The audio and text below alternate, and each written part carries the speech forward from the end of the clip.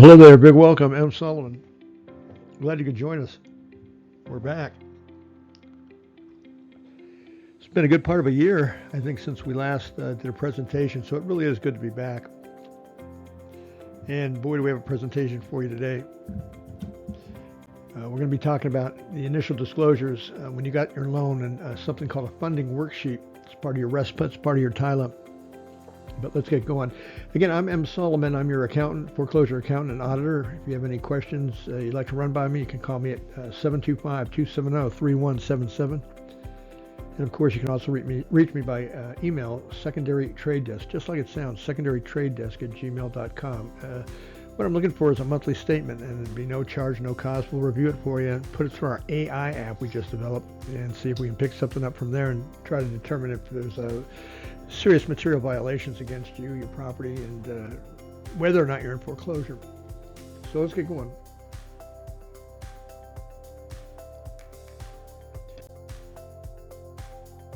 So what we're looking at here is the funding worksheet, an excerpt or part of it that I had cut off. And I'm sorry, this is a copy of a copy. I'm sorry it's such a bad copy, but I got our trusted pointer out here and point out what we're looking at. We got a funding date of 10/2/2000.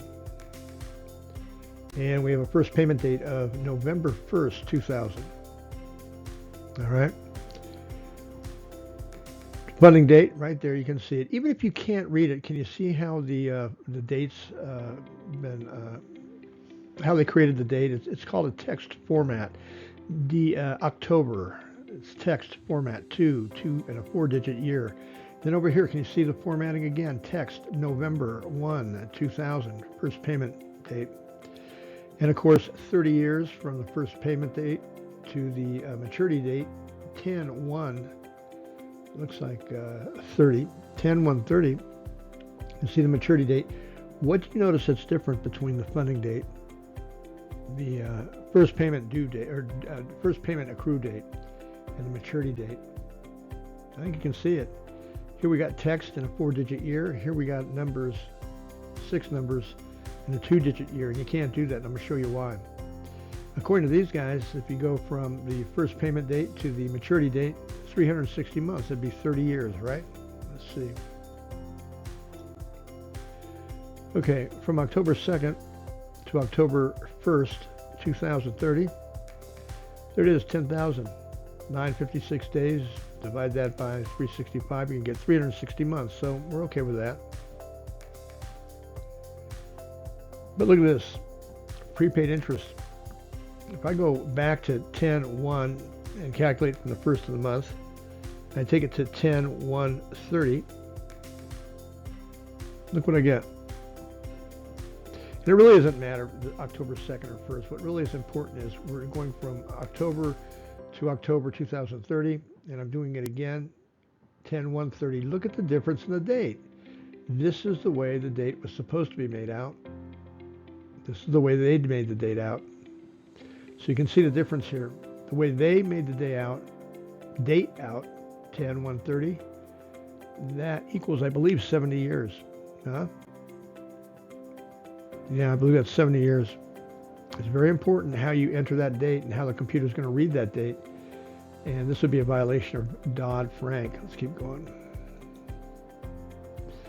So what we have is we subtract the 2 is take the number of days with the proper dating and then the number of days with the irregular dating. And what you get when you subtract the 2, because we have a negative number here, is 36,525 days or 100 years. There's your Y2K, 100 years.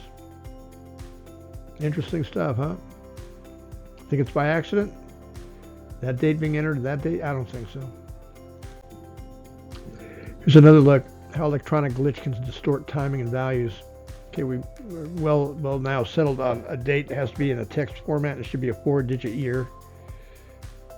Same piece of information we're working off of. 10/1/2000 to 12/31/29. We're going to do a cutoff of 12/31/29. That would be the year of the maturity, which is in October, but we're usually going to use 12/31/29 right before the beginning of the 2030. I'm going to show you what's going to happen at midnight on 12/31/29. Going from that date to that date, if you did it properly formatted, you'd have 29.25 years. That makes sense. 10,683. But look what happens when I take it to 10-130 using their format. It's 1930. So what they're picking up here is 30 years going forward and 100 years going back. And there you go. Subtract the 2 and look what you got. 70 years. That's what we had net on the other one. This is net. On the other one, that's what we calculated. It's not by accident that this date was entered right there. It was by design. I can assure you that. So I'm going to wrap it up here, but I want you to take a close look at this. This is very important. If you're one of the fortunate ones that stayed with me through this presentation, you will be given something, maybe not as a reward, but something that is very intriguing. And what we came up with was the following: October 2nd, 2000. Again, I apologize, you can't read this, but November 1st, 2000. The altered date, 10/1/30. What we did again was we went from prepaid interest from October 2nd to November 1st, 30, then to the 10/1/30, which backdated 25,599 days, 70 years, and then to 12/31/29. Look, we just opposed it, put it upside down. So going from November 1st, first payment accrual, to 10/1/30, the way they've got it listed, there's your 70 years. Then to bring it back just, what is that, not even 1 year, 12/31/29, they pick up another 100 years there. One's a credit, one's a debit. So what you got is 30 days, and you've got 70 years and 100 years credit back. And when you net it out, you're left with just shy of 30 years. More importantly, let's look at what the per diem is. $21.75. 30-day payment would be $652. So that tells the insider when it's time to foreclose, and you need to know how much this person's in default for. That's how you're going to calculate your monthly, $652.50. That number of days right there, backdated, is going to give them a credit of $556,778.25, which I call recapture. They're going to get a credit back for the 100 years, $788,459. Add those two together, you're well over $1 million, correct? About $1.2 million, almost $1.3 million. And look what happens when we add them all up. Just under 30 years, 29.5, I believe, 21.75 per diem, 232,333.5. Divide that by 12, which I did on all of these. Divide that by 12 for a payment. 9.44. It's just about what I think that's what the payment is. But anyway, you write around the payment, capitalize it, 82,000. That number of days right there represents $788,459 for bond purposes, represents a 32% yield on 82,000. And the one right above it is a 22.63 discount for 82,000. And of course, the top one is the 82,000 based on 30 days. This one here is based on. So what you're doing is hiding it. You're hiding all of this into that right there, should this loan go 30 days. Or if you're calculating something based off, 30 years, you'll never see all this. It's all hidden away from sight. Well, it's time to part company once again. It was good. It's been a year. It's good being back.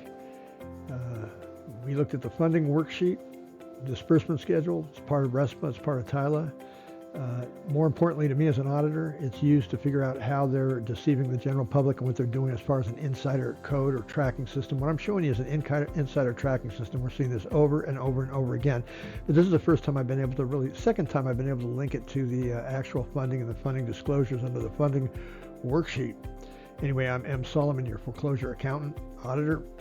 You can reach me at 725-270-3177 or email me a statement, just like you see right here, monthly statement. We'll take a look at it. We'll run it through our AI system. More on that later. But you can send it to secondarytradedesk@gmail.com. It's so good to be back and have you join us. I appreciate it. Y'all take care.